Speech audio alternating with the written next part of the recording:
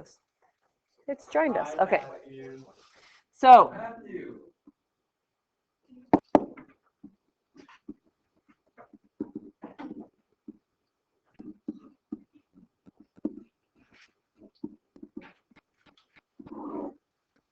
just like when we did e to the x, we took e to the x, it was a number to an exponent, we rewrote it, we wrote ln of the base, and then we multiplied by the derivative of the exponent.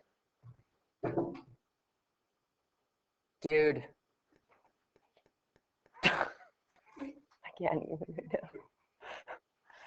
If we had a variable or a number to a variable, we rewrote it, derivative of the exponent, and ln of the base, which was 4, which didn't go away if it was 4 to the something. Same thing with logs. If we have y equals log base 6 of x squared, the way we do the derivative of logs is we rewrite what's beside the log in the base, the derivative of it in the denominator, the derivative of it in the numerator, ln of the base. So the derivative of a log would be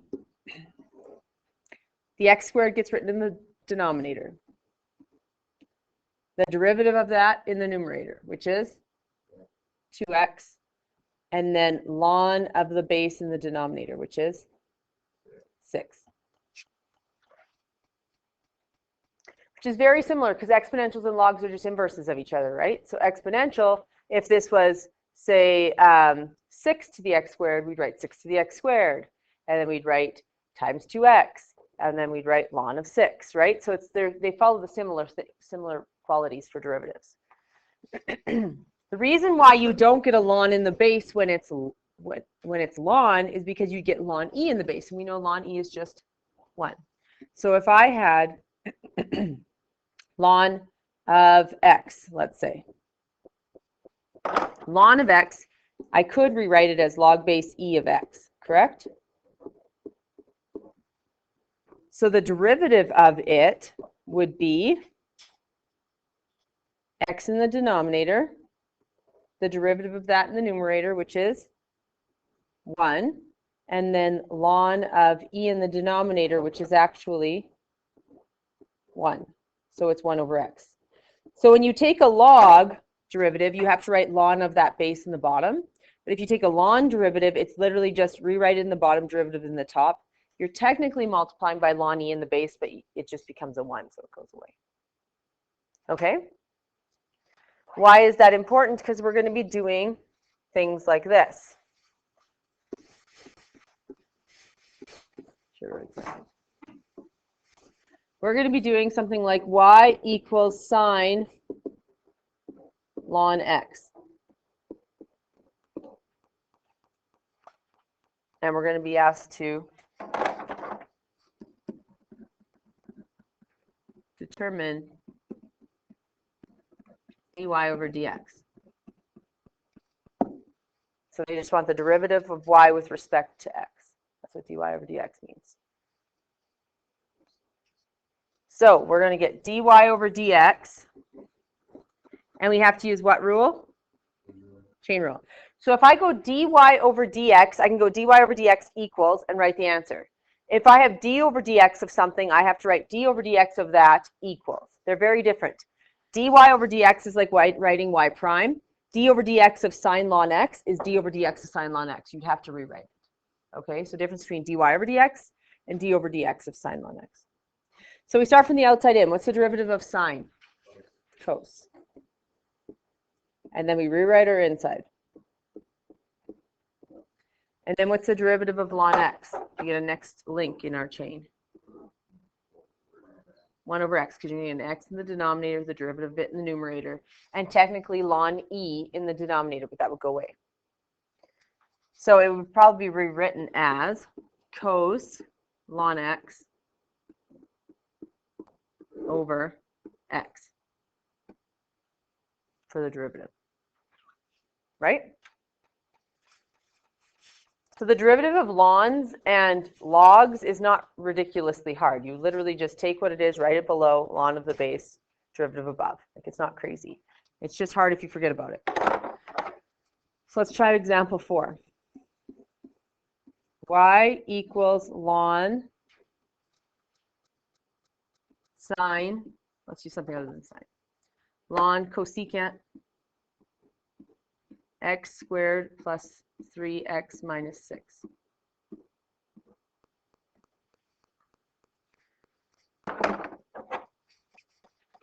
How many variables do I have here? 1, and it's just located beside the cosecant. So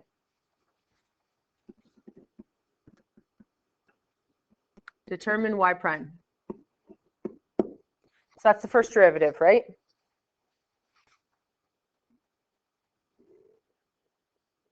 Now, y prime, what's the very first thing we have to deal with? The outside. So we're going to get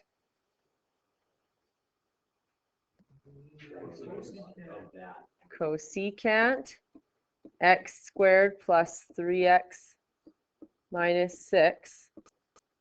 And with ln, you're actually taking the derivative of this up top, right? So you don't really have to follow behind with it again. So what do we get? Negative cosecant x cotan x. The derivative of cosecant x is negative cosecant x cotan x. That is the derivative of it. Yeah, I haven't got there yet. So remember, when you write the derivative of a trig, you write the derivative of the trig with the x's the way they are, right?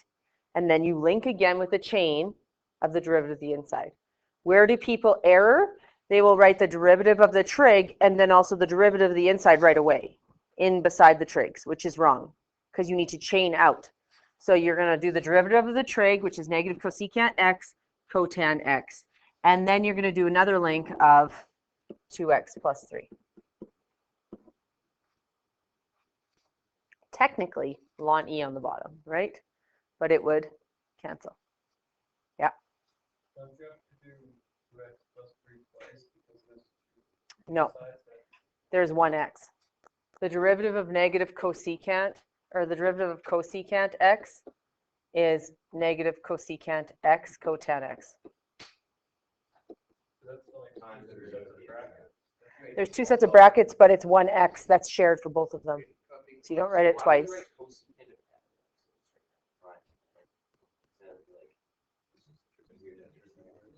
No, he'd still try and do f prime of x twice.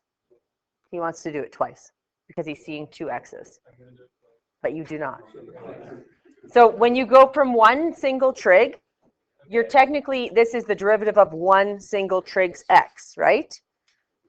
So this is the derivative of this single trig's x. We agree? Like if there was a sine x and a cos x in the top. That's totally different. You'd have a sine x, you'd have a cos x, you have to do the derivative of its x and the derivative of its x. But this is a single trig, which is cosecant x. So it has its own 1x, and therefore it's going to have its own 1x derivative behind. Does that make sense? Okay, yeah.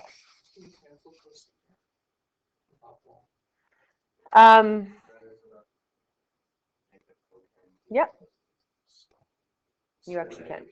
The only reason why is because they're both multiplied, and because this is attached to this. So what some people do is they'll want to try and take out like a GCF of x squared plus 3x out. But you have to remember, when it's a trig, this is like its degree or radian measured to this cosecant, right? And this is this degree or radian measured to this cotan. So people will try and take like an x squared plus 3x minus 6 out. But you can't do that because they're attached to that sine and that cos, or the cosecant and cotans, right? So yes, because these are all multiplied, we could technically do that.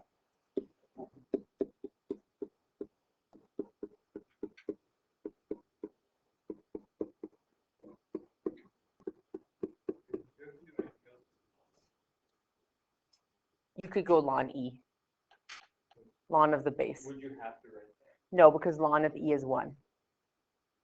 But if you have, it's log base e Ln is log base e. every single time. Yeah, but it's this is the base. I ln the base. Back here, I had log base 6. I ln 6. Ln is log base e, so I ln e. Why aren't you writing? Because it's 1. So I didn't.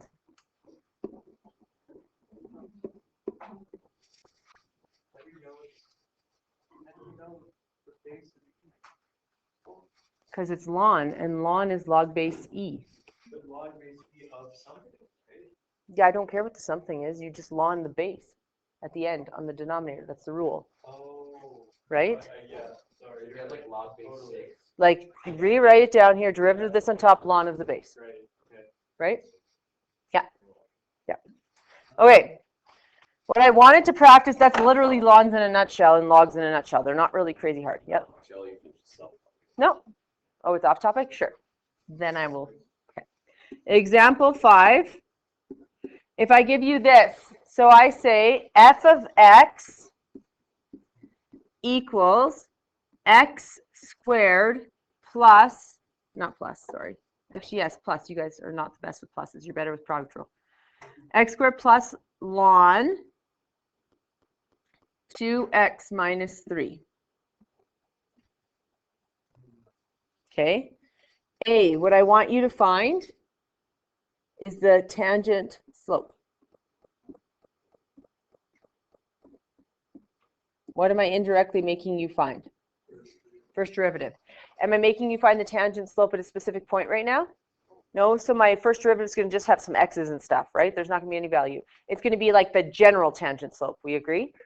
If I want an equation of a line, though, I have to give you an equation of a line at a point, and then you can determine the equation of the line, right? So first thing you're going to do is find the tangent slope. Go. So first thing we're going to go is m tangent equals m tangent is just the first derivative, right? If we're given the original. So the derivative of x squared is 2x plus, and then we just do the derivative of ln. How do you do the derivative of ln? Just like we did the last 4 examples. Take the base, what's beside the ln, put it in the base. The derivative of it in the numerator, which is just 2. And then technically ln e, because ln is the log base e of 2x minus 3. Ln e cancels. So m tangent equals 2x plus 2 over 2x minus 3. You could get common denominators if that's where they go with it. But if they don't, especially if they want you to just find an equation with a point, please don't make the common denominator, just plug in, right? The moment you try and make common denominators and stuff like that, you can make oopsies. So if they give me an actual x value, I never reduce, I never take out GCFs, I never do anything. The moment I'm done my first derivative, I don't simplify it at all, I just plug in x. Because if I do simplifying first, then plug in x, there's a chance I can make oopsies. If I give you an x value to get the actual tangent slope at an x value. Okay, trick question. B, determine the tangent slope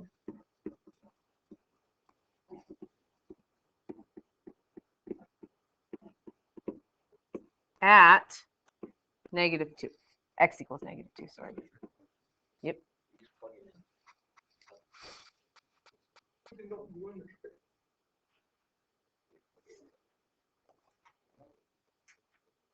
All y'all plugging this in should be stopping.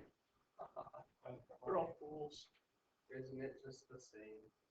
Look at the original question. What do I have in the original equation?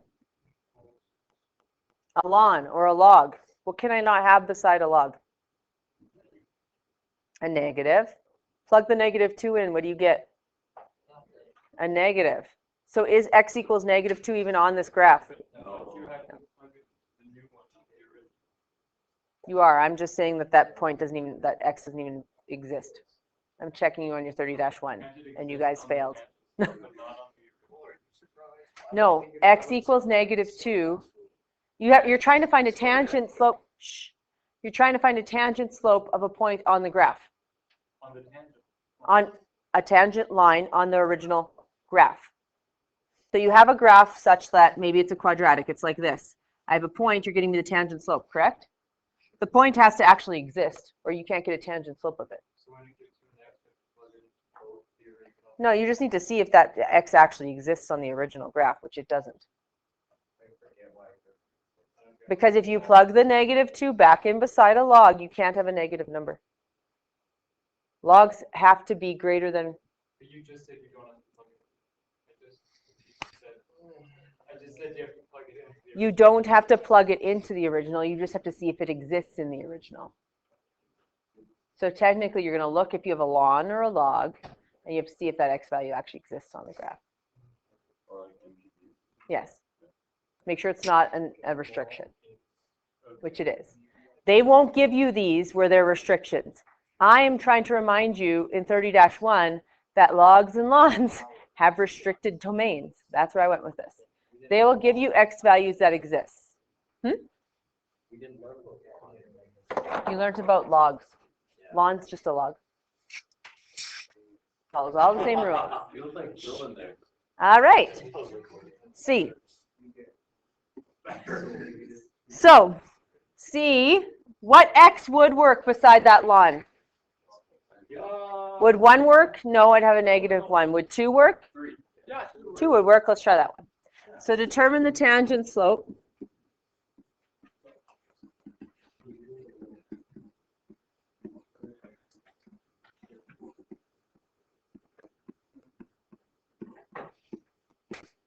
At x equals 2. Go. And then I want you to determine the equation of a line. The tangent line.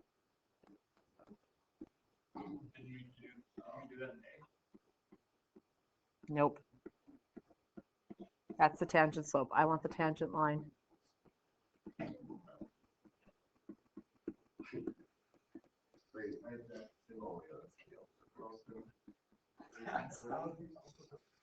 So the tangent slope at x equals 2, we would go m tangent, and we just plug it in. So we get 2 times 2 plus 2 over 2 times 2. It's a lot of 2's. So we get 4 over what? Or 4 over 1 technically, plus 2 over 1, which is great because we didn't even get fractions. So it's 6. So our tangent is right. Now I made the question D a little bit harder because I only gave you the x, and to determine an equation of a line, you also need the y. Now where do you have to plug that to get the y off the equation of the original? So, because you're getting a point off the original, correct? And finding a tangent slope to the point off the original. So the y needs to come from the original. So we're going to get f of 2. So we have to fill it into 2x. So it equals 2 times, no it wasn't. It was, what was it? X squared. So 2 squared plus ln of what was it again? 2 times 2 minus 3. So we actually have 4 plus ln 1. Put ln 1 into your calculator. What do you get? 0. You get 0. Why do you get 0? Be still, my heart. Yes, anything to the power of 0 is 1. So if you have ln of 1, that's log base e of 1. And remember, our calculator always goes this base to what power gets me this number, and that's how it does the math. So e to what power is 1, and I told you whenever you have a 1 beside a ln or a log, in log was 30-1, that it would be 0, because this base would be raised to the power of 0. So this actually just goes away. If it does not go away, you have to write ln of it. You can't make it go away. So 4. So if it was like ln 6, you'd have to leave ln 6, and ln 6 would be what you'd put into your equation. So our y equals 4. So we have a coordinate at 2 and 4. Now, we're going to go at m tan of 6.